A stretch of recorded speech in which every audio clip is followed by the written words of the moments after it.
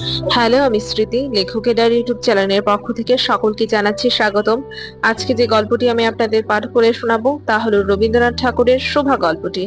আশা করছি এই গল্পটি আপনাদের ভালো লাগবে। তাই কথা না বাড়িয়ে শুরু করা যাক আজকের গল্প। শোভা, রবীন্দ্রনাথ ঠাকুর। মেয়েটির নাম যখন সুভাষিনী রাখা হইয়াছিল তখন কে জানিত সে বোবা হইবে। তাহার দুটি বড় বোনকে সুকেশিনী ও সুহাসিনী নাম দেওয়া হইয়াছিল। তাই মিলের অনুরোধে তাহার বাপ ছোট মেয়েটির নাম সুভাষিনী রাখে। এখন সকলে তাহাকে সংক্ষেপে শোভা বলে। দোস্তর মতো অনুসন্ধান ও অর্থ ব্যয়ে বড় দুটি মেয়ে বিবাহ হইয়া গেছে। এখন ছোটটি পিতা মাতার নীরব হৃদয় ভারের মতো বিরাজ করিতেছে। যে কথা কয় না, সে যে অনুভব করে ইহা সকলের মনে হয় না। এই জন্য তাহার সাক্ষাতেই সকলে তাহার ভবিষ্যৎ সম্বন্ধে দুশ্চিন্তা প্রকাশ করিত। সে যে বিধাতার অভিশাপ রূপে তাহার পিতৃগৃহে আসিয়া জন্মগ্রহণ করিয়াছে একথা সে শিশুকাল হইতে বুঝিয়া লইয়াছিল। তাহার ফল এই হইয়াছিল, সাধারণের দৃষ্টিপথ হইতে সে আপনাকে গোপন করিয়া ডাকিতে সর্বদা চেষ্টা করিত। মনে করিত আমাকে সবাই ভুলিলেই বাঁচে। কিন্তু বেদনা কি কেহ কখনো ভোলে? পিতামাতার মনে সে সর্বদাই জাগরুক ছিল।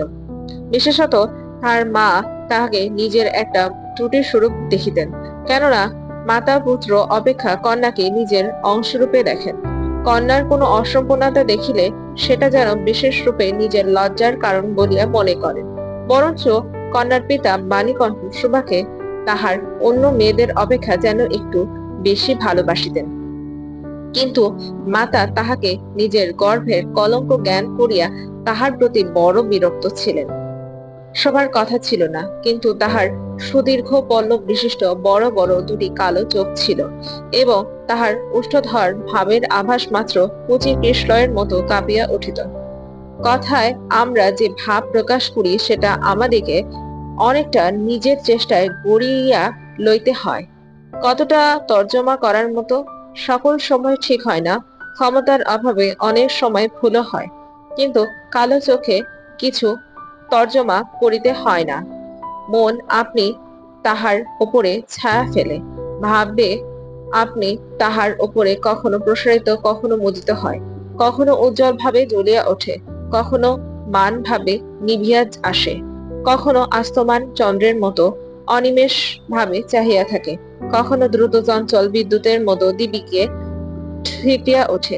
মুখের ভাব বই আজন্মকাল যাহার অন্য ভাষা নাই, তাহার চোখের ভাষা অসীম উদার এবং অদস্পর্শ গভীর, অনেকটা স্বচ্ছ আকাশের মতো উদয়স্ত এবং ছায়ালোকের নিস্তব্ধ রঙ্গভূমি। এই বাক্যহীন মানুষের মধ্যে বৃহৎ প্রকৃতির মতো একটা বিজন মহত্ব আছে। এই জন্য সাধারণ বালক বালিকারা তাহাকে এক প্রকার ভয় করিত, তাহার সহিত খেলা করিত না। সে নির্জন দ্বীপ্রহরের মতো শব্দহীন এবং সঙ্গীহীন। এর নাম চণ্ডীপুর। নদীটি বাংলাদেশের একটি ছোট নদী। গৃহস্থ ঘরের মেয়েটির মতো বহুদূর পর্যন্ত তাহার প্রসার নহে। নিরলসা তন্বী নদীটি আপন কুল রক্ষা করিয়া কাজ করিয়া যায়। দুই ধারের গ্রামের সকলেরই সঙ্গে তাহার যেন একটা না একটা সম্পর্ক আছে। দুই ধারে লোকালয় এবং তরুছায়া ঘন পৌঁছতট। নিম্নদল দিয়া গ্রাম লক্ষ্মী স্রোতস্বিনী আত্মবিস্তৃত দ্রুত পদক্ষেপে প্রফুল্ল হৃদয়ে আপনার অসংখ্য কল্যাণ কার্যে চলিয়াছে। বাণীকণ্ঠের ঘর নদীর একেবারে উপরে। তাহার বাক্সির বেড়া, আটচালা, গোয়ালঘর, ঢেকিশালা, ঘরের স্তূপ, তেঁতুলতলা, আম কাঁঠাল এবং কলার বাগান নৌকাবাহী মাত্রেরই দৃষ্টি আকর্ষণ করে। এই গৃহস্থের সচ্ছলতার মধ্যে বোবা মেয়েটি কাহারও নজরে পড়ে কিনা জানে না, কিন্তু কাজকর্মে যখনই অবসর পায় তখনই সে এই নদী তীরে আসিয়া বসে। প্রকৃতি যেন তাহার ভাষার অভাব পূরণ করিয়া দেয়, যেন তাহার হইয়া কথা কয়। নদীর কলধ্বনি, লোকের কোলাহল, মাঝির গান, পাখির ডাক, তরুর মর্মর সমস্ত মিশিয়া চারিদিকের চলাফেরা আন্দোলন কম্পনের সহিত এক হইয়া নদীর তরঙ্গ রাশির ন্যায় বালিকার চির নিস্তব্ধ হৃদয় উপকূলের নিকট আসিয়া ভাঙিয়া ভাঙিয়া পড়ে। প্রকৃতির এই বিবিধ শব্দ এবং বৈচিত্র্য গতি ইহাও বোবার ভাষা। বড় বড় চুপল্লব বিশিষ্ট শোভার যে ভাষা, তাহারই একটা বিশ্বব্যাপী বিস্তার। ঝিল্লির পূর্ণ তৃণভূমি হইতে শব্দতীত নক্ষত্রলোক পর্যন্ত কেবল ইঙ্গিত, ভঙ্গি, সঙ্গীত, ক্রোদন এবং দীর্ঘ নিঃশ্বাস। এবং মধ্যাহ্নে যখন মাঝিরা জেলেরা খাইতে যাইত, গৃহস্থেরা ঘুমাইত, পাখিরা ডাকিত না, খিয়া নৌকা বন্ধ থাকিত, স্বজন জগৎ সমস্ত কাজকর্মের মাঝখানে সহসা থামিয়া গিয়া ভয়ানক বিজোড় মূর্তি ধারণ করিত। তখন রুদ্র মহাকাশের তলে কেবল একটি বোবা প্রকৃতি এবং একটি বোবা মেয়ে মুখামুখি চুপ করিয়া বসিয়া থাকিত, একজন সুবিস্তীর্ণ রৌদ্রে, আরেকজন ক্ষুদ্র তরুচ্ছায়ায়। শোভার যে গুটি কতক অন্তরঙ্গ বন্ধুর দল ছিল না তাহা নহে, গোয়ালের দুটি গাভী, তাহাদের নাম সর্বশ্রী এবং পাঙ্গুলি। সে নাম বালিকার মুখে তাহারা কখনো শুনে নাই, কিন্তু তাহার পদ শব্দ তাহারা চিনিত। তাহার কথাহীন একটা করুণ সুর ছিল, তাহার মর্ম তাহারা ভাষার অপেক্ষা সহজে বুঝিত। শোভা তখন তাহাদের আদর করিতেছে, কখনো ভর্ৎসনা করিতেছে, কখন মিনতি করিতেছে, তাহারা মানুষের অপেক্ষা ভালো বুঝিতে পারিত। শোভা গোয়ালে ঢুকিয়া দুই বাহুর দ্বারা সর্বশরীর গ্রীবা বেষ্টন করিয়া তাহার কানের কাছে আপনার গণ্ডদেশ ভূষণ করিত এবং পাঙ্গুলি স্নিগ্ধ দৃষ্টিতে তাহার প্রতি নিরীক্ষণ করিয়া তাহার গা চাটিত। বালিকা দিনের মধ্যে নিয়মিত 3 বার করিয়া গোয়াল ঘরে যাইত, তাহা ছাড়া নিয়মিত আগমনও ছিল। গৃহে যে কদিন কোনো কঠিন কথা শুনিত, সেদিন সে অসময়ে তাহার এই মুখ বন্ধু দুটির কাছে আসিত। তাহার সহিষ্ণুতাপূর্ণ বিষাদ শান্ত দৃষ্টিপাত হইতে তাহারা কি একটা অন্ধ অনুমান শক্তির দ্বারা বালিকার মর্ম বেদনা যেন বুঝিতে পারিত এবং শোভার গা ঘুষিয়া আসিয়া অল্প অল্পে তাহার বাহুতে শিং ঘষিয়া ঘষিয়া তাহাকে নির্বাক ব্যাকুলতার সহিত সান্ত্বনা দিতে চেষ্টা করিত। ইহারা ছাড়া ছাগল এবং বিড়াল শাবকও ছিল, কিন্তু তাহাদের সহিত শোভার এরূপ সমভাবে মিত্র ছিল না। তথাপি তাহারা যথেষ্ট আনুগত্য প্রকাশ করিত। বিড়াল শিশুটি দিনে এবং রাত্রে যখন তখন শোভার গরম কোলটি নিঃসংকোচে অধিকার করিয়া সুখনিদ্রার আয়োজন করিত এবং শোভা তাহার গ্রীবা ও পৃষ্ঠে কোমল আঙ্গুলি বুলাইয়া দিলে সে তাহার নিদ্রাকর্ষণের বিশেষ সহায়তা হয় ইঙ্গিতে এরূপ অভিপ্রায় প্রকাশ করিত। উন্নত শ্রেণীর জীবের মধ্যে শোভার আরো একটি সঙ্গী জুটিয়াছিল, কিন্তু তাহার সহিত বালিকার ঠিক কিরূপ সম্পর্ক ছিল তাহা নির্ণয় করা কঠিন, কারণ সে ভাষা বিশিষ্ট জীব, সুতরাং উভয়ের মধ্যে সমভাষা ছিল না। গোসাইদের ছোট ছেলেটি, তাহার নাম প্রতাপ, লোকটি নিতান্ত অকর্মণ্য। সে যে কাজ কর্ম করিয়া সংসারের উন্নতি করিতে যত্ন করিবে বহু চেষ্টার পর বাপ মা সে আশা ত্যাগ করিয়াছেন। অকর্মণ্য লোকের একটা সুবিধা এই যে আত্মীয় লোকেরা তাহাদের ওপরে বিরক্ত হয় বটে, কিন্তু প্রায় তাহারা নিঃসম্পর্ক লোকেদের প্রিয়পাত্র হয়, কারণ কোনো কার্যে আবদ্ধ না থাকতে তাহারা সরকারি সম্পত্তি হইয়া দাঁড়ায়। শহরে যেমন এক আধটা গৃহ সম্পর্কহীন সরকারি বাগান থাকা আবশ্যক, তেমনি গ্রামে 2-4টা অকর্মণ্য সরকারি লোক থাকার বিশেষ প্রয়োজন। কাজকর্মে আমোদ অবসরে যেখানে একটা লোক কম পড়ে, সেখানেই তাহাদিকে হাতের কাছে পাওয়া যায়। প্রতাপের প্রধান শখ ছিল ছিপ ফেলিয়া মাছ ধরা। ইহাতে অনেকটা সময় সহজে কাটানো যায়। অপরাহ্নে নদী তীরে ইহাকে প্রায় এই কাজে নিযুক্ত দেখা যাইত এবং এই উপরে শোভার সহিত তাহার প্রায় সাক্ষাৎ হইত। যে কোনো কাজে নিযুক্ত থাক, একটা সঙ্গী পাইলে প্রতাপ থাকে ভালো। মাছ ধরার সময় বাক্যহীন সঙ্গী সর্বাপেক্ষা শ্রেষ্ঠ। এই জন্য প্রতাপ শোভার মর্যাদা বুঝিত, এই জন্য সকলেই শোভাকে শোভা বলিত। প্রতাপ আরেকটু অতিরিক্ত আদর সংযোগ করিয়া শোভাকে সু বলিয়া ডাকিত। শোভা তেঁতুল তলায় বসিয়া থাকিত এবং প্রতাপ অনাথে দূরে ছিপ ফেরিয়া জলের দিকে চাহিয়া থাকিত। প্রতাপের একটি করিয়া পান বরাদ্দ ছিল, শোভা তাহা নিজে সাজাইয়া আনিত এবং বোধ করি অনেকক্ষণ বসিয়া বসিয়া চাহিয়া চাহিয়া ইচ্ছা করিত প্রতাপের কোনো একটা বিশেষ সাহায্য করিতে, একটা কোনো কাজে লাগিতে, কোনো মতে জানিয়া দিতে যে এই পৃথিবীতে সেও একজন কম প্রয়োজনীয় লোক নহে। কিন্তু কিছুই করিবার ছিল না। তখন সে মনে মনে বিধাতার কাছে অলৌকিক ক্ষমতা প্রার্থনা করিত। মন্ত্র বলে সাহসা এমন একটা আশ্চর্য কাণ্ড ঘটাইতে ইচ্ছা করিত, যাহা দেখিয়া প্রতাপ আশ্চর্য হইয়া যাইয়া বলিত, তাই তো আমাদের সুভীর যে এত ক্ষমতা তাহা তো জানিতাম না। মনে করো শোভা যদি জলকুমারী হইত, আস্তে আস্তে জল হইতে উঠিয়া একটা সাপের মাথার মণি ঘাটে রাখিয়া যাইত। প্রতাপ তাহার তুচ্ছ মাছ ধরা রাখিয়া সেই মানিকে লইয়া জলে ডুব মারিত এবং পাতালে গিয়া দেখিত রূপার অট্টালিকায় সোনার পালঙ্কে কি বসিয়া আমাদের বাণীকণ্ঠের ঘরে সেই বোবা মেয়ে শো। আমাদের শো সেই মণি দীপ্ত গভীর নিস্তব্ধ পাতালপুরীর একমাত্র রাজকন্যা। তাহা কি করিয়া হইতে পারে না? তাহা কি এতই অসম্ভব? আসলে কিছুই অসম্ভব নয়, কিন্তু তবু সুপ্রজা শূন্য পাতালের রাজবংশে না জন্মাইয়া বাণীকণ্ঠের ঘরে আসিয়া জন্মিয়াছে এবং গোসাইদের ছেলে প্রতাপকে কিছুতেই আশ্চর্য করিতে পারিতেছে না।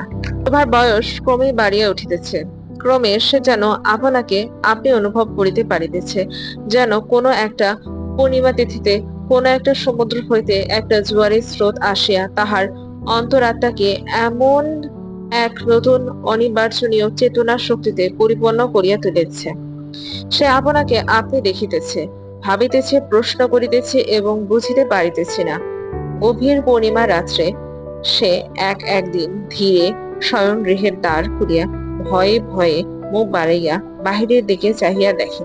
পূর্ণিমা প্রকৃতিও শুভার মতো একাকিনী সুপ্ত জগতের উপর জাগিয়া বসিয়া যৌবনের রহস্য পুলকে বিষাদে অসীম নির্যাতনতার একেবারে শেষ সীমা পর্যন্ত, এমনকি তাহা অতিক্রম করিয়াও থম থম করিতেছে, একটি কথাও কহিতে পারিতেছে না। এই নিস্তব্ধ ব্যাকুল প্রকৃতির প্রান্তে একটি নিস্তব্ধ ব্যাকুল বালিকা দাঁড়াইয়াছে। এদিকে কন্যা ভারগ্রস্ত পিতামাতা চিন্তিত হইয়া উঠিয়াছেন, লোকেও নিন্দা আরম্ভ করিয়াছে, এমনকি এক ঘরে করিবে এমন জনরব শোনা যায়। বাণীকণ্ঠের সচ্ছল অবস্থা দুই বেলায় মাছ ভাত খায়, এজন্য তার শত্রু ছিল। স্ত্রী পুরুষের বিস্তর পরামর্শ হইল। কিছুদিনের মতো বাণী বিদেশে গেল, অবশেষে ফিরিয়া আসিয়া কহিল, চলো কলিকাতা চলো। বিদেশ যাত্রার উদ্বেগ হইতে লাগিল। কুয়াশা ঢাকা প্রভাতের মতো সুভার সমস্ত হৃদয় অশ্রু বাষ্পে একেবারে ভরিয়া গেল। একটা অনির্দিষ্ট আশঙ্কা বসে সে কিছুদিন হইতে ক্রমাগত নির্বাক জন্তুর মতো তাহার বাপ মায়ের সঙ্গে সঙ্গে ফিরিত, ডাগর চক্ষু মেলিয়া তাহাদের মুখের দিকে চাহিয়া কি একটা বুঝিতে চেষ্টা করিত, কিন্তু তাহারা কিছু বুঝিয়া বলিতেন না। ইতিমধ্যে একদিন অপরাহ্নে জলে ছিপ ফেলিয়া প্রতাপ হাসিয়া কহিল, কি রে সু, তোর নাকি বর পাওয়া গেছে, তুই বিয়ে করতে যাচ্ছিস, দেখিস আমাদের ভুলিস নে। বলিয়া আবার মাছের দিকে মনোযোগ করিল। মর্মবিদ্ধ হরিণীর ব্যাধের দিকে যেমন করিয়া তাকায়, নীরবে বলিতে থাকে, আমি তোমার কাছে কি দোষ করিয়াছিলাম। শোভা তেমনি করিয়া প্রতাপের দিকে চাহিল। সেদিন গাছের তলায় আর বসিল না। বাণীকণ্ঠ নিদ্রা হইতে উঠিয়া শয়ন গৃহে তামাক খাইতেছিলেন। শোভা তাহার পায়ের কাছে বসিয়া তাহার মুখের দিকে চাহিয়া কাঁদিতে লাগিল। অবশেষে তাহাকে সান্ত্বনা দিতে গিয়া বাণীকণ্ঠের শুষ্ক কপালে অশ্রু গড়াইয়া পড়িল। কাল কলিকাতা যাইবার দিন স্থির হইয়াছে। শোভা গোয়াল ঘরে তাহার বাল্য সখীদের কাছে বিদায় লইতে গেল। তাহাদিকে স্বহস্তে খাওয়াইল, গলা ধরিয়া একবার দু চোখে যত পারে কথা ভরিয়া তাহাদের মুখের দিকে চাহিল। এই দুই পত্র নেত্র পল্লব হইতে টপ টপ করিয়া অশ্রু জল গড়িতে লাগিল। সেদিন শুল্ক দ্বাদশীর রাত্রে শোভা শয়নগৃহ হইতে বাহির হইয়া তাহার সেই চিরপরিচিত নদীতটে শয্যায় লুটাইয়া পড়িল, যেন ধরণীকে, এই প্রকাণ্ড মুখ মানবতাকে দুই বাহুতে ধরিয়া বলিতে চাহে, তুমি আমাকে যাইতে দিও না মা, আমার মতো দুটি বাহু বাড়াইয়া তুমিও আমাকে ধরিয়া রাখো। কলিকাতার এক বাসায় শোভার মা একদিন শোভাকে খুব করিয়া সাজাইয়া দিলেন। আটিয়া চুল বাঁধিয়া, খোপায় জরির ফিতা দিয়া, অলঙ্কারে আচ্ছন্ন করিয়া তাহার স্বাভাবিক স্ত্রী যথাসাধ্য বিলুপ্ত করিয়া দিলেন। শোভার দু চক্ষু দিয়া অশ্রু পড়িতেছে, পাছে চোখ খুলিয়া খারাপ দেখিতে হয়, এজন্য তাহার মাতা তাহাকে বিস্তর ভৎসনা করিলেন, কিন্তু অশ্রু জল ভৎসনা মালিল না। বন্ধুর সঙ্গে বর স্বয়ং কনে দেখিতে আসিলেন। কন্যার মা বাপ চিন্তিত শঙ্কিত শশব্যস্ত হইয়া উঠিলেন, যেন দেবতা স্বয়ং নিজের বলির পশু বাছিয়া লইতে আসিয়াছেন। মা নেপথ্য হইতে বিস্তর তর্জন গর্জন শাসন করিয়া বালিকার অশ্রুস্রোত দ্বিগুণ বাড়াইয়া পরীক্ষকের সম্মুখে পাঠাইলেন।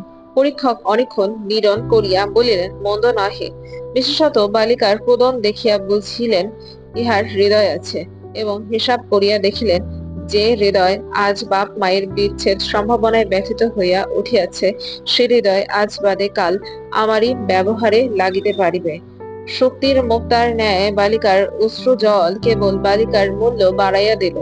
তাহার হইয়া আর কোনো কথা বলিল না। পঞ্জিকা মিলিয়া খুব একটা শুভ লগ্নে বিবাহ হইয়া গেল। বোমা মেঘে পরের হস্তে সমর্পণ করিয়া বাপ মা দেশে চলিয়া গেল। তাদের জাতি ও পরকাল রক্ষা পাইল। বর পশ্চিমে কাজ করে, বিবাহের অনাতি বিলম্বে স্ত্রীকে পশ্চিমে লইয়া গেল। সপ্তাহ খানিকের মধ্যে সকলেই বুঝিল নববধূ বোবা। তাহা কেউ বুঝিল না, সেটা তাহার দোষ নহে। সে কাহাকেও প্রতারণা করে নাই। তাহার দুটি চক্ষু সকল কথাই বলিয়াছিল, কিন্তু কেহ তাহা বুঝিতে পারে নাই। সে চারিদিকে চায়, ভাষা পায় না। যাহারা বোবার ভাষা বুঝিত, সেই আজন্ম পরিচিত মুখমণ্ডগুলি দেখিতে পায় না। বালিকার চিরনীরব হৃদয়ের মধ্যে একটা অসীম অব্যক্ত ক্রন্দন বাজিতে লাগিল। অন্তর্যামী ছাড়া আর কেহ তাহা শুনিতে পাইল না। এবার তাহার স্বামী চক্ষু এবং কর্ণেন্দ্রিয়ের দ্বারা পরীক্ষা করিয়া এক ভাষা বিশিষ্ট কন্যা বিবাহ করিয়া আনিল। আর এখানে শেষ হয় শুভা গল্পটি। আশা করছি গল্পটি আপনাদের ভালো লেগেছে। যদি ভালো লেগে থাকে তবে অবশ্যই আমার লেখকের ডায়েরি চ্যানেলটিকে লাইক, কমেন্ট, সাবস্ক্রাইব এবং শেয়ার করতে ভুলবেন না। আজ এখানেই বিদায় নিচ্ছি। পরবর্তীতে নতুন কোনো গল্প নিয়ে আবারও আমি হাজির হব। স্মৃতি, বিদায়।